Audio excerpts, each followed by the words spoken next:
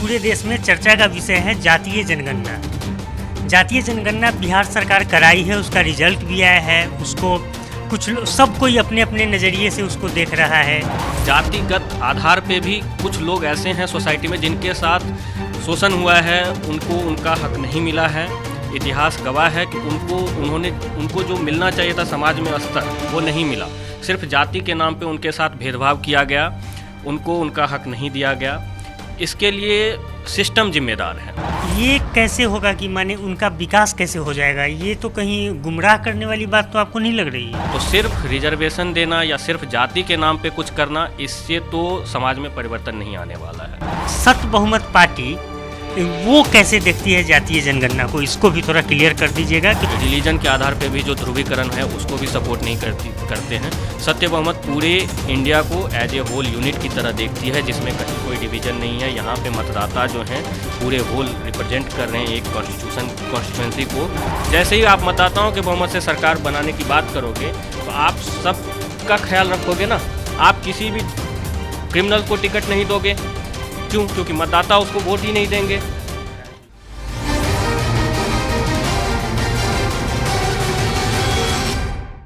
नमस्कार, प्रणाम, सत बहुमत में आपका स्वागत है। आज हम कुछ करेंट इशू पे बात करेंगे। हमारे साथ जुड़े हुए हैं शिक्षाविद विकास जी। विकास जी, आपका सत बहुमत पे बहुत बहुत स्वागत है। धन्यवाद। विकास जी, देश भर में पूरे देश में चर्चा का विषय है जातीय जनगणना। जातीय जनगणना बिहार सरकार कराई है, उसका रिजल्ट भी आया है। उसको सब कोई अपने अपने नज़रिए से उसको देख रहा है। जिस पार्टी की संख्या कम है वो कह रहे हैं कि हमको कम करके दर्शाया गया है।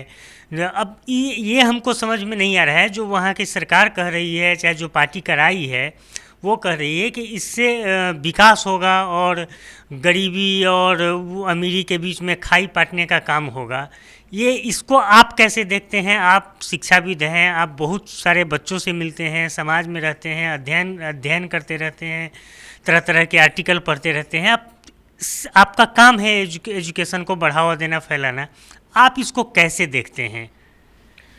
जी, धन्यवाद ओमनाथ जी, और यहाँ आए सभी लोगों का मेरा नमस्कार। मैं आपको पहले धन्यवाद कहना चाहता हूँ कि आपने मुझे इस मंच पे बोलने का मौका दिया, सत्य बहुमत के मंच से।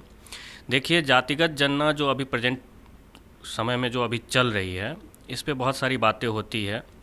मैं तो राजनीति के परिप्रेक्ष्य से नहीं बोलना चाहूँगा, लेकिन जो एक सोसाइटी में जो परसेप्शन है उसके नज़रिए से मैं एक बोलना चाहूँगा एक बात कि देखिए, जातिगत जनगणना एक तरीका है जो काफ़ी समय से चलता आया है। 1931 में पहली बार ब्रिटिश गवर्नमेंट ने करवाई थी और उसमें ये पता लगाया गया था कि किस जाति का क्या स्तर है समाज में। तो इसका तरीका ये है कि सामाजिक स्तर जो है जाति के आधार पे वो डिटरमाइन किया जाना था।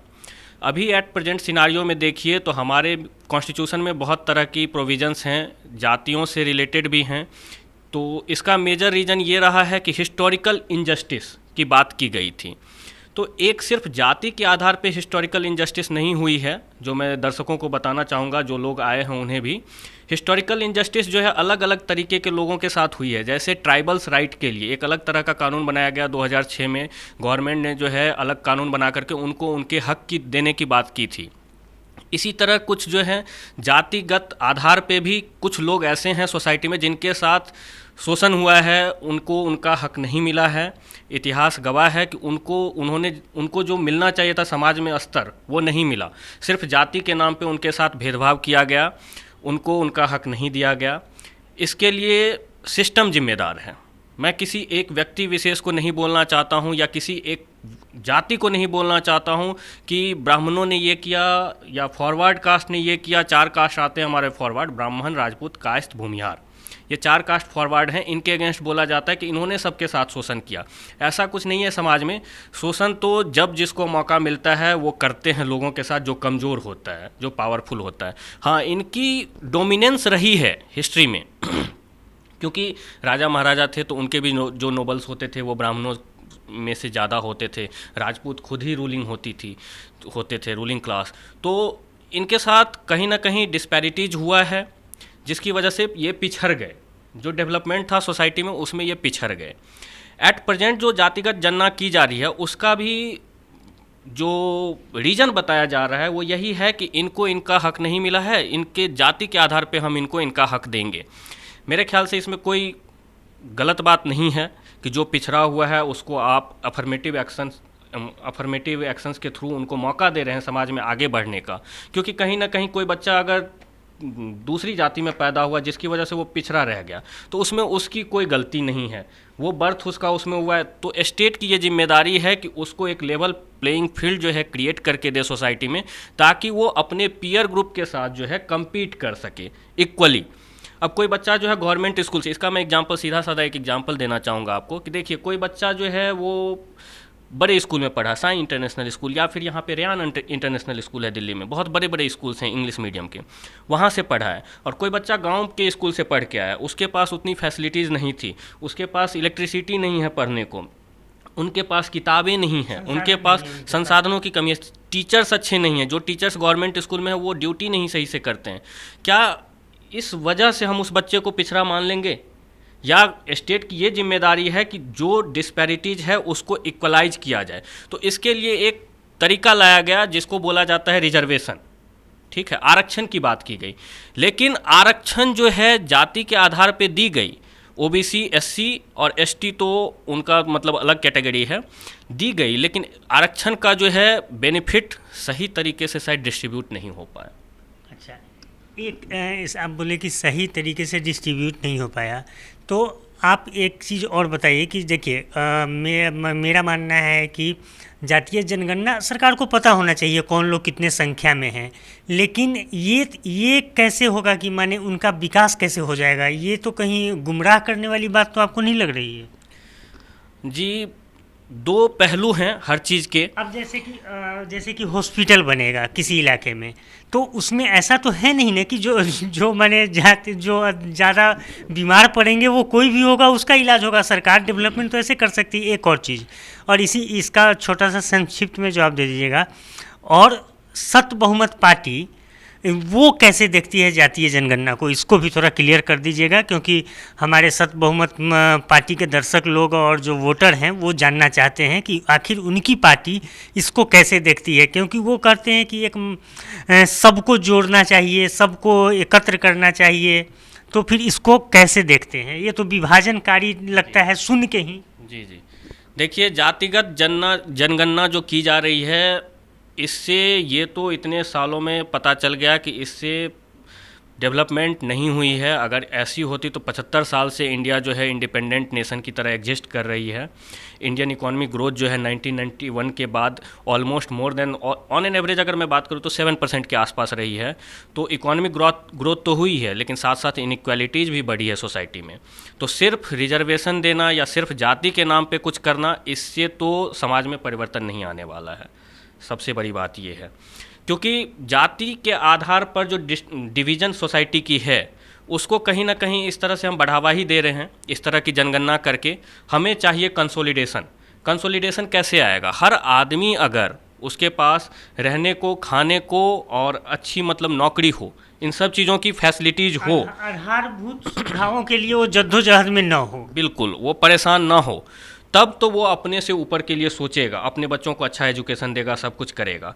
तो सोसाइटी एज ए होल हमें देखने की ज़रूरत है, हॉलिस्टिक वे में डेवलपमेंट की ज़रूरत है, जिसमें कि ठीक है अगर आपको ऐसा लग रहा है कि जातिगत जनगणना करके एक जाति का आदमी ज़्यादा पिछड़ा हुआ है तो आप उसके लिए स्पेशल प्रोविजंस बनाइए, लेकिन जाति के आधार पे प्रोविजंस बनाना वो गलत है। आप ऐसा भी कर सकते हैं कि कोई पिछड़ा हुआ है तो इकोनॉमिक्स टर्म में पिछड़ा हुआ है, ठीक है, तो आप उसके लिए प्राइवेट अच्छे स्कूल्स हैं, उसमें आप उसके बच्चों का फीस माफ़ कर दो। हाँ, उसमें बिल्कुल। अगर बच्चा अच्छे स्कूल में एजुकेशन लेगा, अच्छे तरीके से पढ़ेगा, तो उसको मुझे नहीं लगता है कि कहीं भी आरक्षण की जरूरत पड़े। जैसे आप कह रहे हैं कि जैसे पूरे जगह, जैसे नवोदय में चाहे नेतरहाट में, जैसे जो एक होता है स्कॉलरशिप, जो बच्चे एग्ज़ाम पास कर देते हैं, तो उसको अच्छे सरकारी स्कूल तो अब कम है, प्राइवेट हैं, तो प्राइवेट वाले को भी सब्सिडी देकर वो सरकार दे उसको पैसा, अगर उसको खर्चा आता है तो सरकार दे पैसा और एजुकेशन को विस्तार करे, ये आपके कहने का है। बिल्कुल, एजुकेशन से डेवलपमेंट आएगी। शिक्षा जो है उनका पहला राइट है, उनका बेसिक राइट है,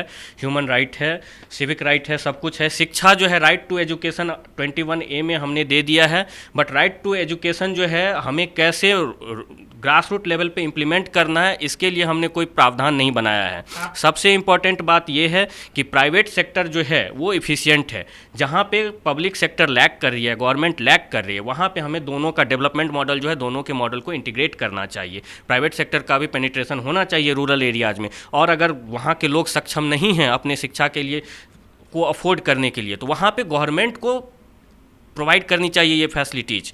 बच्चों को डायरेक्टली आप दे सकते हो, आप किसान के अकाउंट में 6,000 रुपये दे सकते हो, तो एक बच्चा जो है उसके अकाउंट में नहीं दे सकते, पढ़ने के लिए उसका स्कूल फीस नहीं दे सकते हो। कितनी छोटी बात है। एक और चीज़ अब मैंने इससे आगे, आप बहुत अच्छी बात आपने कही है कि पहले हम लोग सुनते थे वो भोजन वस्त्र आवास, लेकिन आज वर्तमान युग में ये ज़रूरी है भोजन वस्त्र आवास 3 से इसको बढ़ा के चौथा शिक्षा को भी जोड़ना चाहिए, ये आपका कहने का मतलब है।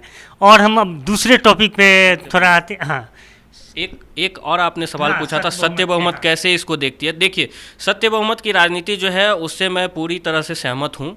सत्य बहुमत की राजनीति ये कहती है कि वोटों के आधार पर सरकार बने, बहुमत के आधार पर सरकार बने, और हाँ, और ये जो है इसमें किसी भी जाति के नाम पे डिवीज़न या डिस्ट्रीब्यूशन जो है सोसाइटी का, ये इस चीज़ को सपोर्ट नहीं करती है। हम रिलीजन के आधार पे भी जो ध्रुवीकरण है उसको भी सपोर्ट नहीं करते हैं। सत्य बहुमत पूरे इंडिया को एज ए होल यूनिट की तरह देखती है, जिसमें कहीं कोई डिवीज़न नहीं है। यहाँ पे मतदाता जो हैं पूरे होल रिप्रेजेंट कर रहे हैं एक कॉन्स्टिट्यूंसी को, जिसके बहुमत के आधार पे सरकार बनेगी। तो यहाँ जाति का डिवीज़न या जाति कौन सी है, किसकी क्या है, इतने की तो बात ही नहीं की जा रही है। और कभी भी हम इस चीज़ को सपोर्ट नहीं करते हैं कि किसकी कौन सी जाति है। हमारे लिए एक वोटर है, एक मतदाता इस देश का मतदाता है। थोड़ी सी प्रॉब्लम है, जागरूक मतदाताओं की कमी है, तो हम उन्हें जागरूक बनाएंगे सत्य बहुमत के थ्रू। सत्य बहुमत इस देश के लिए बहुत ज़रूरी है, और सत्य बहुमत की ज़रूरत तो मुझे लगता है सिर्फ भारत को ही नहीं, पूरे विश्व को है, और बदलाव की ज़रूरत है। और आजकल जितनी भी प्रॉब्लम्स चल रही है उसमें इस चीज़ की जो है नेसेसिटी है, रिक्वायरमेंट नहीं है, नेसेसिटी है सत्य। जैसे ही आप मतदाताओं के बहुमत से सरकार बनाने की बात करोगे तो आप सब का ख्याल रखोगे ना। आप किसी भी क्रिमिनल को टिकट नहीं दोगे, क्यों? क्योंकि मतदाता उसको वोट ही नहीं देंगे। कोई भी कैंडिडेट जो है जो अपनी कॉन्स्टिट्यूंसी के लिए काम नहीं कर रहा है उसको आप वोट नहीं दोगे, क्योंकि मतदाता उसको वोट नहीं देगी। तो मतदाताओं की बहुमत की हम बात कर रहे हैं, और यहाँ पे ये सबसे ज़रूरी है। राजनीतिक व्यवस्था तो पूरी बदल जाएगी अगर उसका बेस जो है फाउंडेशन अगर बदल जाए तो, और सत्य बहुमत यही बेस है, यही फाउंडेशन है जिस पे पूरी की पूरी राजनीतिक व्यवस्था टिकी हुई है, जिसको बदलने की ज़रूरत है। हमारे समाज में इसकी ज़रूरत है, और पक्का चांदनी चौक के लोग इसको समझ रहे हैं बिल्कुल, क्योंकि मैं फील्ड में भी जाता हूँ तो देखता हूँ लोग वहाँ के समझ रहे हैं। पूरे देश में चर्चा का विषय है जातीय जनगणना। जातीय जनगणना बिहार सरकार कराई है, उसका रिजल्ट भी आया है, उसको सब कोई अपने अपने नज़रिए से उसको देख रहा है। जातिगत आधार पे भी कुछ लोग ऐसे हैं सोसाइटी में जिनके साथ शोषण हुआ है, उनको उनका हक नहीं मिला है।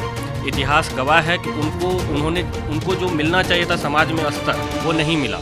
सिर्फ जाति के नाम पे उनके साथ भेदभाव किया गया, उनको उनका हक नहीं दिया गया। इसके लिए सिस्टम जिम्मेदार है। ये कैसे होगा कि माने उनका विकास कैसे हो जाएगा? ये तो कहीं गुमराह करने वाली बात तो आपको नहीं लग रही है? तो सिर्फ रिजर्वेशन देना या सिर्फ जाति के नाम पे कुछ करना, इससे तो समाज में परिवर्तन नहीं आने वाला है। सत्य बहुमत पार्टी वो कैसे देखती है जातीय जनगणना को, इसको भी थोड़ा क्लियर कर दीजिएगा। कि रिलीजन के आधार पे भी जो ध्रुवीकरण है उसको भी सपोर्ट नहीं करते हैं। सत्य बहुमत पूरे इंडिया को एज ए होल यूनिट की तरह देखती है, जिसमें कहीं कोई डिवीज़न नहीं है। यहाँ पे मतदाता जो हैं पूरे होल रिप्रेजेंट कर रहे हैं एक कॉन्स्टिट्यूंसी को। जैसे ही आप मतदाताओं के बहुमत से सरकार बनाने की बात करोगे तो आप सब का ख्याल रखोगे ना। आप किसी भी क्रिमिनल को टिकट नहीं दोगे, क्यों? क्योंकि मतदाता उसको वोट ही नहीं देंगे।